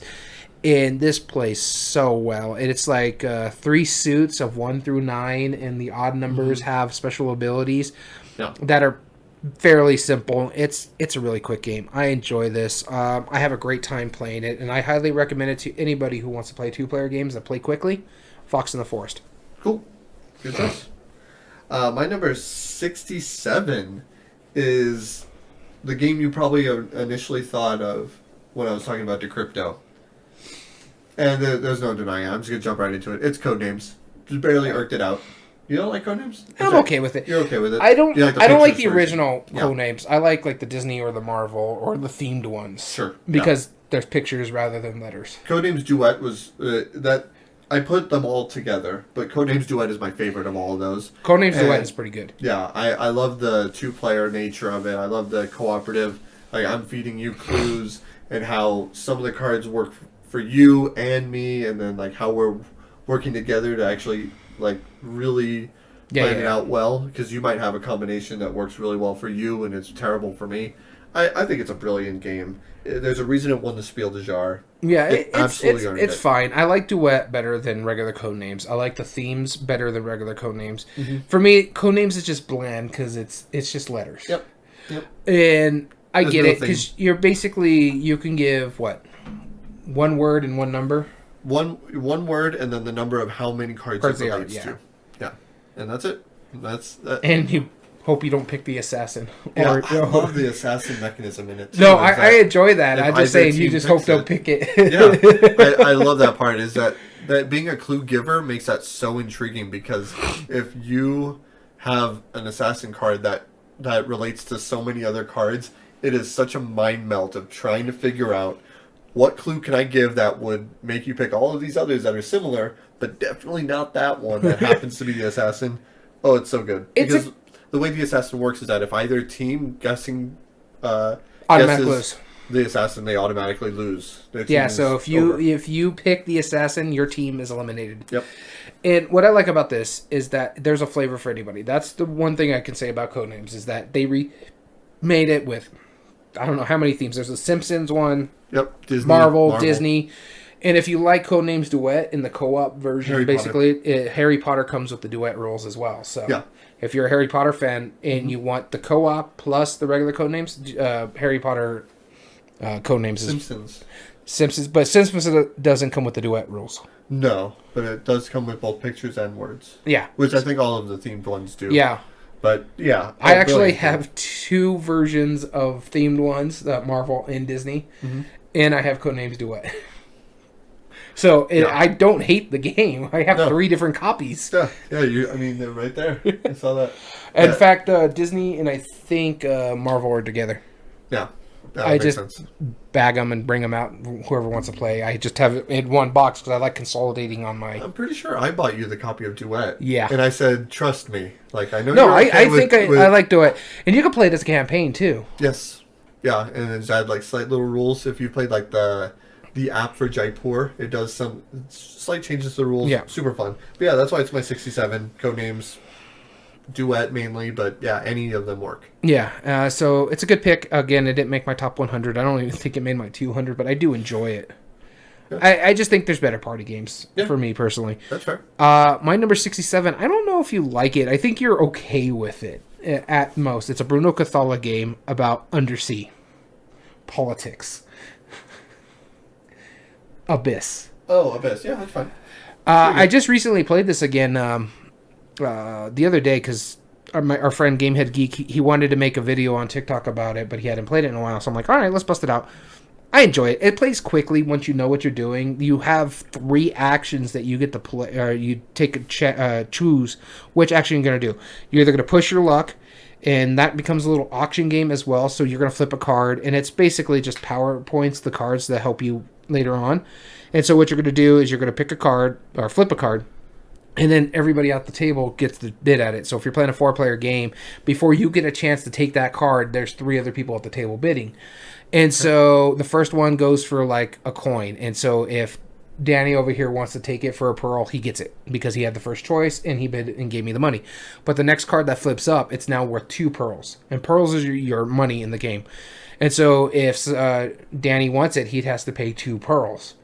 But say he passes and Bryce wants it, so he has to pay the 2 pearls now. And so it keeps going until either nobody takes it and you take the card, or you can push your luck as you're going until you reach the end. If you reach the end, you have to take the last card that came up, and you get a pearl for it for taking that very last card. But I think it's like 1 through 5, and there's very minimal 5s for each of the factions, which I think there's 6 factions in the game. And that's important for some of the other actions that you're going to do. Mm-hmm. But you also, monsters can come up, and depending on where they are on the track, you can get better rewards if you keep just passing up the monsters. And some of the expansions make monster hunting a lot better. But if you choose not to push your luck, you can take somebody from the council. So any card that doesn't get bought or taken in the row, they get put with their specific faction face down on the board, and you can, when you choose that action, you take as many of those cards of that one faction up. So if there's 5 in one and 3 in the other, but you don't really want the 5s because you kind of know they're like 1s and 2s, but you know there's a high card in that 3-pack, so you're going to take that one probably. And those are important because when your third action that you can possibly take is getting one of the lords of the faction, stuff like that, and they have requirements of spending. So you got to meet a certain number of points. So say one of the lords costs 6 points, you have to have at least 6 points, but they also need specific factions. So if one of them needs a crab faction, one of your cards has to be a crab, and then there's usually a little bubble above it, or 2 bubbles. That means you have to play at minimum, if it's 3, you have to play at least a crab faction in 2 other factions. If there's 3 bubbles in total, one of them has a crab token in it, and the other 2 are just blank. They just have to be of 2 other factions to equal 6 points. And after that's all said and done, you keep one of them, the lowest card that you spend, because it's affiliated, and it becomes your points. With that being said, once you get these lords, they have special abilities. They can help you make things cost less or make it cost more for your opponents. And once you get 3 keys, some of the lords carry keys, you get a location. The first person who gets, I think it's 7 lords, ends the game. Or if you run out of lords to put out on the field. Very quick. We played this in like 20, 30 minutes. It's a really good game. I really enjoy it. The art is phenomenal on this game. The cover is very striking. It doesn't tell you anything about the game, but and there's 5 different covers of this game. Yeah. Which doesn't change the gameplay itself. It's just 5 different covers. Right, which is questionable. But it's a great game. I enjoy it. That's number 67, Abyss. So it's kind of in a way an auction game, really. I mean, it's partially. Yeah, I mean, it's It's press your luck or or auction in one action, and Yeah. that's another way for like if you get pearls, because you can use those pearls on someone if someone presses their luck. Because, like I said, there's 6 factions, and I think there's like adding more or auctioning, right? Yeah. So how do you not like Raw? Because that's exactly the same thing. Because it's boring and unthematic. And this is thematic? Ish. Yeah, it's politics. You're getting counsel the favor. Yeah, I just the reason why I don't like Raw, it's ugly as sin. Okay, and Abyss definitely beats it as far as art goes. I don't disagree with that. All right, my number 66 is a game. I believe it's Bruno Cathala as well. I might be wrong on that, but it's his Days of Wonder game. Yeah, he's got quite a few of those. He's got quite a few of those, but this is the one that uses a Mancala mechanism. Are you kidding me? This is your number 66? Yeah, 5 tribes. This is my number 66. Up high. Yeah. All right. Crossover. Hey, sorry for the headphones. Yeah, we apologize. Sorry. But yeah, no, number 66. Okay, let's talk about it. 5 tribes. I mean, it's the mechanism is really neat. Yeah. I only have one problem with that mechanism, and that's just a mathematical thing. Odd numbers can only, like, if you think of it, thankfully it wasn't that loud. Even for directional microphones. Yeah. If you think of it like a checkerboard, yeah. If you think of it like a checkerboard, or a chessboard, and you start on a black space, only odds can go to white spaces, odd numbers, and so you can kind of. If you know that going into it, if that's something that I'm playing with somebody who's experienced and stuff, I will easily point that out if they didn't already know that. Yeah. Because it's something you have to keep in mind, and that not realizing that can be a huge disadvantage. And that saying it's like, all right, well, like I only have odd numbers, so it's only going to go in there. So, I mean, it's really great. Honestly, because I think it's such a fun game.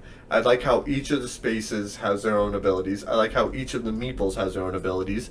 And I like how you can upgrade yourself with gins and then just, combo from there. Oh, yeah. Like, it has every bit of an abstract game like Mancala, but every bit of a Euro game in how you score points and how you interact with it. And another thing, what I really, really like about this game, and I can't say any more than what you what you said on it, is that the pieces that you move on the Mancala mechanism play differently. So if you play the reds, they're assassins. If you play the blues, I think they're the merchants. Yep. So you're taking different actions depending on what your last one is, a grouping. So if you play and there's like 3 assassins on the very last one you play, you get to take like a 3 assassination 3 places away or something like that. Exactly. It's phenomenal. I like how, again, the different colors do different things, because so if you don't want to play mean, you don't have to. Mm-hmm. I also love the bidding for player turn order. Turn order. Yeah. So that's huge, because every round you might see a really optimal play, and so you got to outbid for it. But then since it's a blind bid anyway, and the thing is, your coins are your points. So you're basically bidding victory points to take an optimal play. Is it going to net you more victory points than what you're spending? Yeah. I really, really dig this game. I'm actually surprised that not only did we cross over with a game, and I know there's going to be a few crossovers. This is one of our first crossovers, really. But at the same number. Yeah. So that was your number 66. Good pick. And that was your number 66. Great pick. Yeah, thank you. I see we're in agreement. And this one, so keeping the theme of Euro, my number 65, we'll just go straight into it. Unless, did you have anything else to add for? No, yeah, you said everything perfectly about. Cool. Thank you. My number 65, I think you're going to be surprised that it's also this low. But there are 64 other games that I prefer better than this. Agricola. No, I don't even know if Agricola made my list. I figured it didn't make yours. Because I get your I enjoy the game. Yeah, we both really, really like it. Yeah. But yeah, I get your quarrels with it, and they're very. It makes perfect sense.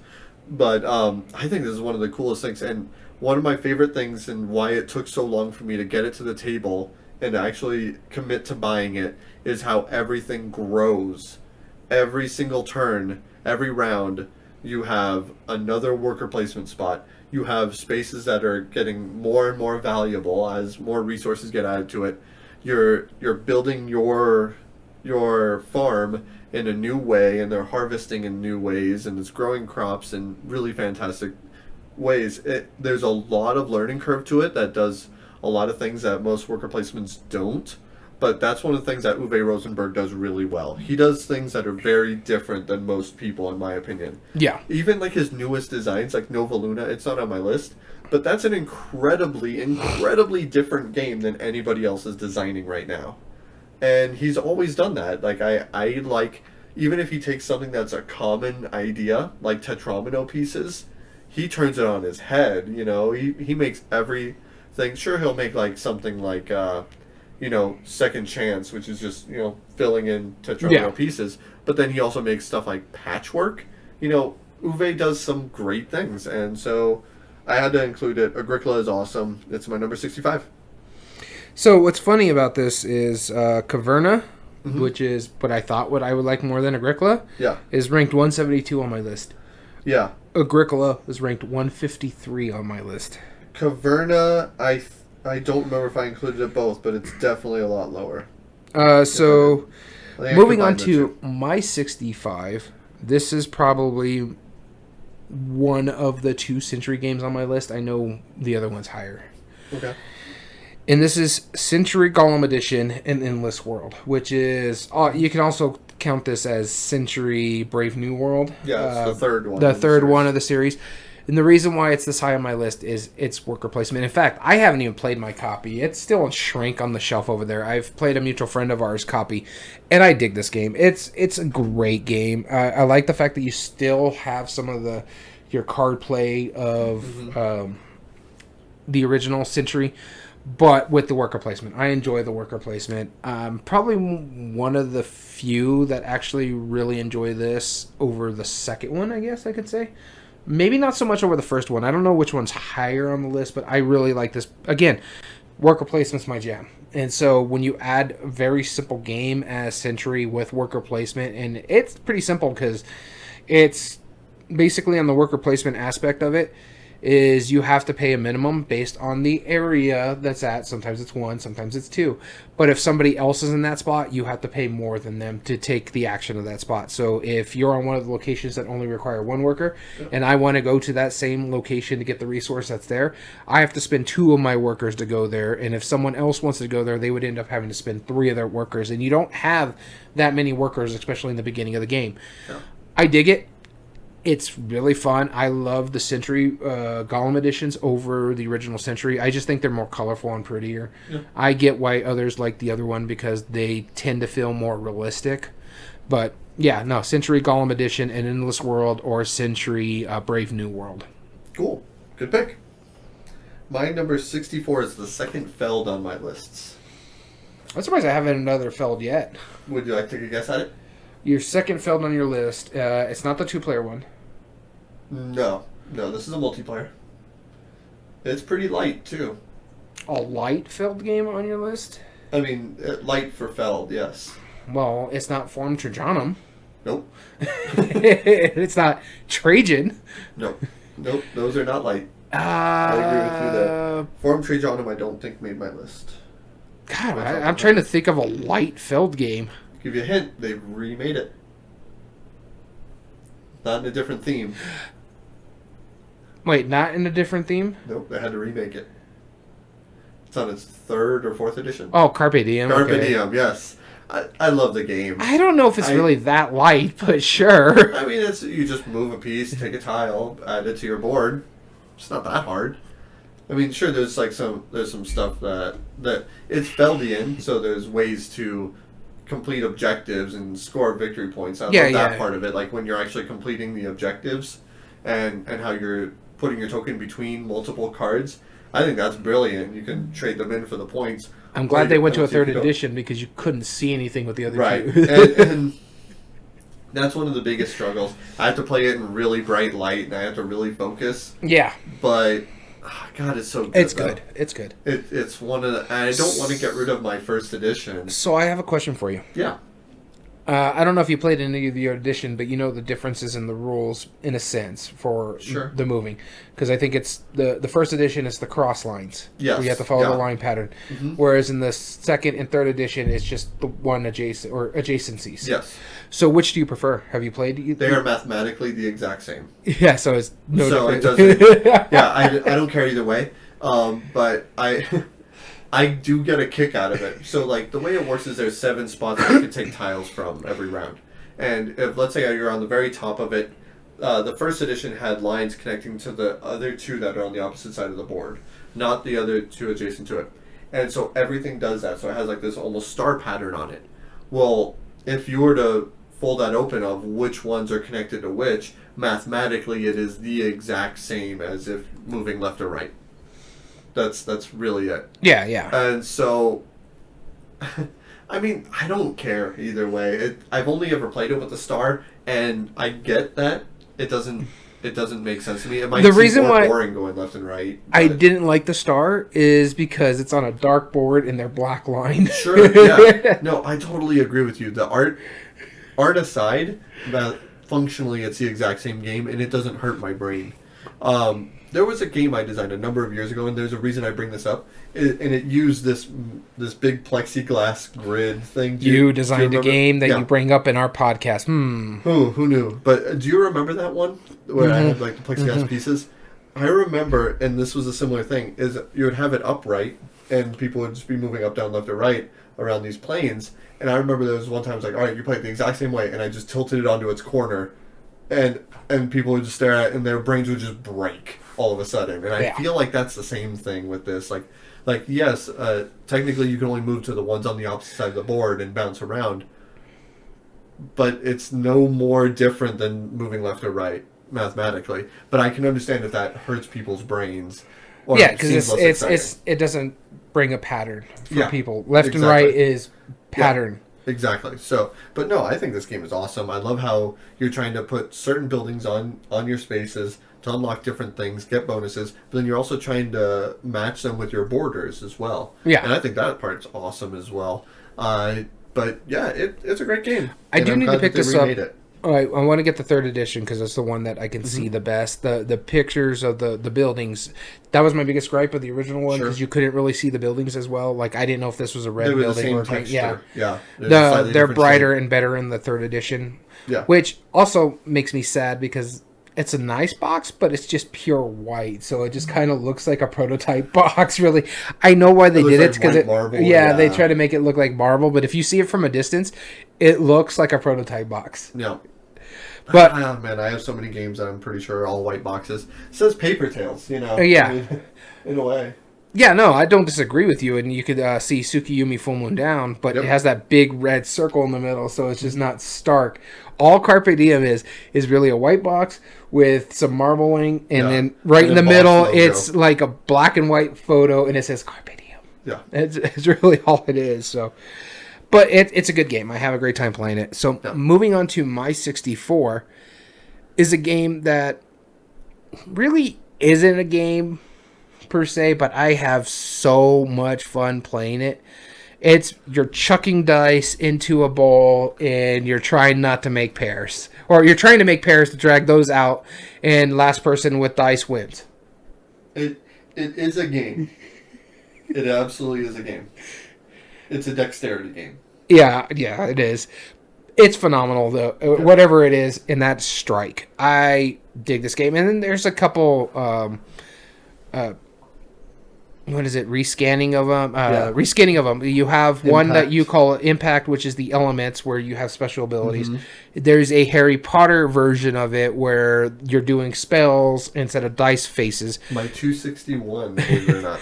I really dig this game. I enjoy it a lot. You're chucking dice and you're hoping you don't roll an X in there because all the X's go out of the game. Mm-hmm. And if you can roll matching numbers, you're still in the game because you got to take all your grouping of dice and throw them in there and take all the matchings out. Or if you deplete the bowl entirely, then the next person has to throw all their dice in there. And I've seen it where someone had like 6 or 7 dice, and they threw it in the bowl, and none of them matched, or they were X's. Yep. And so they were out of the game. There is player elimination in it, but it's a fairly quick game. Yeah. So I enjoy playing this game. It's very fun. You can pick it up at Target nowadays. Mm-hmm. Again, you got a Harry Potter version that's found at like Barnes and Noble. Yep. So like special abilities based on what you roll. Yeah. It's super cool. All right. My next one is, speaking of rolling dice, except this has a catch to it. Your dice change throughout the game.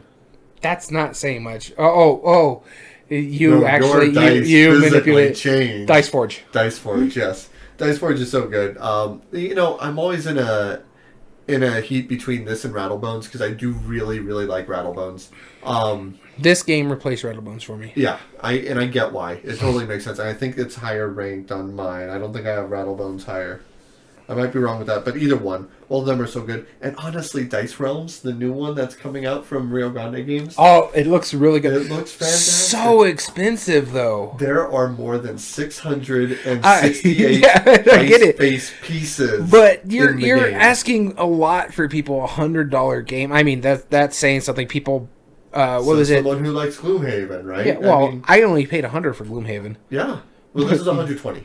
Yeah, it's not too much more. But here's the thing: also, people paid for the new Descent, which was basically just 3D printed pieces for the game. Exactly. It was $170. Yeah. This, I mean, you have to know going into it that it's $120 retail, but I think is what it's going to come out to be. But you have modular dice that you're changing the faces of the dice. And there's like 600 of them, right? And there's more than 660 dice faces that are custom made on inserts that specifically are divided to have each of those and to mark how many spaces there are. There's cards, there's tiles, there's crazy amounts of components. And for everybody at home that lost track, he's not talking about the game he actually picked. He's talking about a game that hasn't even come out yet. But the game I picked... anyway... I did go on a tangent there, you're right. The game I picked was Dice Forge. And it's a similar idea, as like you're trying to get the most points. And this has an amazing production value. It's only $40 retail. And it comes with a custom tray, custom faces, not nearly 600 something. I think it's like maybe about 50 or so dice faces. Yeah, but it's a great component. Yeah. I like the board. I like the way everything looks. The game is really awesome. And what makes it cool is that you roll your dice, everybody rolls their dice at the same time, and you get your resources, and then you play it out. It's not super slow, you know? Like, it's a really it's fast. Game. I like it. It's a bit of a chore to learn. I remember we were at a con, and there was a group at the table that were trying to learn this game out of the rule book. Yeah. And you turned to me, and we were demoing your stuff. It's not a big rule book. It's like 2 pages. It's 2 pages, but it's a lot to take in. Yeah. And there was people trying to learn it, and you turned to me, and we were trying to demo his games. I remember that. And you go, hey, go teach them how to play this game. And once I taught them, they were going, and they were done in 30 minutes, if that. Yeah. It's a phenomenal game. I think they came up and thanked you for teaching me, right? Like it's like, you're here to teach my games, but it's like, no, that's a hard curve, but as soon as you get it, it's really fantastic. It's real simple. It's just, it takes a lot to learn it. Yeah. But you know what my one gripe is of Dice Forge? And you can see it right over my shoulder here. Mm-hmm. Is you can't keep the expansion in the same box. Yes. It's so dumb. Because the expansion adds more dice face and you have 2, I think it's modules. So you pay. I don't think you could play with both. You play with one or the other. Mm-hmm. And this one, you just can't keep it because it's dice faces, and so it's like it's the only expansion I have on my shelf that isn't in the main box. Yeah, I don't blame you on that one. All right, that's my number 63. All right, moving on to my number 63. It's not a dice game. In fact, it's a card game, and it's a spelling game. And I'm surprised this was higher than one of my favorite spelling games. This is a CGE spelling game. Letter Jam. Yeah. Mm-hmm. I thought Hardback was going to be higher. Hardback didn't even break my top 100. Well, this is a better game. I don't disagree with you. Yeah. Yeah. As I'm playing it, and I just recently bought myself a copy of it. It's good because it does something you've never seen before. It's a co-op spelling game. Mm-hmm. And the big key to this one is you don't personally know what your letter is. So everybody's trying to clue you into your letter by spelling a word with everything that's out there. And so you're saying, hey, I could spell with 6 letters. Or someone else is going to say, I could spell with 5 letters, but everybody's going to cue in on what their letter is if they don't already. And no, and a case in point, a mutual friend of ours, when we played it, he's like, I got a word that I could spell and everybody would know what their letter is, and I can't say it out loud here. Yeah, it may or may not have been an offensive word. Yeah, technically a conjunction. But, but we're nitpicking. Yeah, but it's a phenomenal game. It's a great game. I never thought I would see a spelling game co-op, and it does. Yeah. It's probably my favorite spelling game, and proof here, I don't think there's one higher than it, because I said the other one that I wanted, or that I thought was going to make this list, and I really enjoy it. I know you don't like it as much, but Hardback I thought would be in my top 100. I think it barely cracked my top 150. Yeah. No, Letter Jam, but there is one problem with Letter Jam. I don't know if I have it on my list. Let me double check real quick. I don't believe so. But there was one problem about it. Yeah, I don't think it made my list. Is that I actually had to defuse an argument with this. Because I had 2 friends that both was like, all right, I can make a word with 6 letters. And we're playing like 5 players. And then the other person's like, I can also make a word with 6 letters. And they just couldn't decide. Like, they were both just, like, standing firm. It's like, no, I should be the one to spell it, because everyone will figure it out. It's like, same with mine. I can figure it out, too. And I ended up having to diffuse it. It's like, all right, so, like, I knew what letter I had, but I was like, I have no idea what letter I have. Which one uses mine more efficiently? Is yours at the beginning of mine? You're like, and then, so I basically had to pick and moderate it, because it was like a 5-minute argument over it. It was really dumb. That's a big issue. And there's no rules about that. If you have like tabletop quarterbacks, alpha players, it's going to be a problem, and that's with most co-ops too. Sure. And so the thing is, what I always say is put it up to the group. Let them decide. If it doesn't have in the role, then say, okay, who can do it more efficiently, and then let the group decide. So if it's a 5-player game. Right. Majority rules, use that other person's letter. Yep. I mean, you don't know what's going to be, but if you think as you're playing the game, you know who clues in better, then maybe you're going to pick the... Yeah. Makes sense. Cool. Good pick. My number 62 is one of the most technologically based games I have on here. It does require an app. And not only that, you are... you scan QR codes throughout it. And there is even a virtual reality component of it. This is Chronicles of Crime. Oh, yes. This is a super cool game. One of these days, I'm so close to convincing my wife to play it with me. I think she would dig the mess out of it. I love the idea of, putting on like the Google Glass or Google Cardboard and looking around the room. Some people share their screen onto a TV, and that's fine as well. Yeah, you know what's funny about it? The Lucky Duck Games told us to do that. It's like that's how we play with our family. They're the people who print the game. Do they? Yeah. Oh wow. I mean, I didn't know that they actually told you that. But that's funny. Yeah. And I mean, if you're playing with a family, that just makes sense because you're all just actively looking for clues. But it's just so neat how it works, and I love how once you get a new item and you go to a character you've already spoken to. Once you have new information, they are going to act differently. Yeah. Those scenarios are so neat how that changes throughout the course of what we you don't learn want to give and how you can do it. Too much detail about it. There's a bit of a spoiler absolutely, with it. Yeah. But every single part of that game, the original base game, go to an overarching story. Yeah. And it's phenomenal. I haven't played the base game all the way through. I think There's I played up to the third scenario. Yeah. But it's good. It's really good. Yeah. So if you like any kind of murder mystery type games, Chronicles of Crime, couldn't suggest some more. My number 62. So my number 62 is a dexterity game. And it's an adult version of another game that I play. Not adult like in a theme, but you don't want to play this one with kids. And that is... can you guess which one it is? You're flinging things. You're flinging things. I mean, the first thing I can think of is coconuts, but... The adult version of Coconuts. Because it's flying wood. Flying goblins? Yes. Oh, this is totally kid appropriate. I thought you were talking about some X-rated version of Jenga I don't want to be part of. I'm just saying that it whereas it's safer to play Coconuts because they're rubber coconuts. Sure, yeah. This is flying wooden meeples across near your eyes. You have to wear safety goggles with this game. Yeah. And it is phenomenal. That's true. Flying wood. That's why it's adult. Flying Goblins is probably one of the most fun dexterity games I've ever played in recent history. I love Coconuts, and it may be higher on this list, it may not, but this one deserves its spot on the list. I've had a phenomenal time playing it. Every which way we've played it, and the thing is, you have to watch out when they're and it's dexterity, but it's also real time. So when everybody's shooting at the same time, and you're shooting, I think it's 3 or 4 goblins, unless you get more, and you're trying to get points or gems or other stuff. It's a phenomenal game. I have a great time with it. I recommend it to people out there. Just, again, be careful if you're playing with younger kids, because it's flying wood.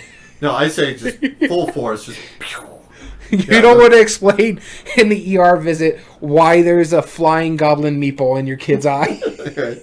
He poked in his eye. You know, it happens. Don't worry about the game. Why is it goblin shaped? The ears are pointing. My number 61, and the last one for this list, is yet another Stefan Feld game. And this is definitely one of his more heavy ones. Trajan. No. Foreign Trajanum? No. Castles of Tuscany? No. Oh, God, he's got a lot of heavy ones. Notre Dame? It's much later. Much newer. Much newer of a game. And it's pretty. Marigot. No. And it's pretty. It's gorgeous looking. I like the way it looks a lot, especially the cover. Come on. You'll get it. Pegasus Spiel makes it. Oh, Bonfire. Bonfire. Yes, it's so gorgeous. I love that. Because the whole point of it is you're getting like these objectives, and you can only get objectives by getting the actions, and you can only get the actions by laying your tiles, which is all its own mechanism. You know what I have to say? Works really well. I understand why Feld worked with Alea a lot, but I like Feld games away from Alea because they're freaking pretty. Merlin's gorgeous. Bonfire is gorgeous. The City Collection's beautiful. Yeah. No, but not every Queen game is really all that pretty looking. I mean, Arena wasn't great either, but it's better than Alea. Yeah, kind of. Alea's getting better though. Like the new Llama Land game from Phil Walker Harding. I don't know if I like that art or not. Anyway, tangent. No, Bonfire is super cool. All you do is you lay down a triomino, which is basically like a domino, but it has 3 pieces. You're matching up icons on it, and you get an action tile for each icon that you match, plus everything on the tile that you put. So if you have groupings of like the same action, you get multiple of that action, and you can spend as many of those actions as you want to try and solve or do different things. And each action works in a different way depending on how more you spend. You can get other dwarves. I think they're dwarves, right? Or they're kind of like gnomes. Gnomes. They're gnomes. Yes, you can get gnomes for that. You can get all these that give you special abilities or end game scoring. You can get other action tiles. You can move the bonfire token, which gives you like so many options. You get all these other really neat choices in the game. But ultimately, what you're trying to do is you're trying to fulfill these objectives that can only be done by getting all these different actions and getting different combinations of those. I think you play with like nearly 30 of the action tiles, and there's like 70 to 80 objective tiles in the game. Like I remember we didn't even put out half of them, and we put out a lot. Yeah, I enjoy this game. There's a lot of moving parts for this one that just for you to trigger your actions. Heavy. Yeah, this is a heavy one. It's probably not my favorite Feld, but it's up there. And let me get to my last one. This way we can take a quick break and move on to the next one. My last one is a fantasy flight game based off a video game that I enjoy. And not the app version one. Oh. The basic one, and it's because I got the co-op expansion for this game. Oh, wow. Okay. It's that good. I love the co-op part of it, and that is Fallout. I'm a huge Fallout, the video game fan. I have 1 and 2 on this computer that we're recording on that I play from time to time. I have 3 in New Vegas sitting up on my PlayStation 3 in the living room, as well as Fallout 4 on my PS4. He's such a Fallout fan. He actually likes 76. Like, I don't know why, but no. I actually never played 76. Neither have I. I wanted to try it. It's just I don't like multiplayer games. Sure. And for me, Fallout should not be a multiplayer game. It's a solo experience. Except in the board game form. In the board game form, it's really good. I thoroughly enjoy this board game, and I have all the expansions. I have the co-op expansion as well as the new California Republic, so you can play the stuff that you get from the first 2 games in New Vegas, as well as stuff from Fallout 4 in their expansions, stuff like that.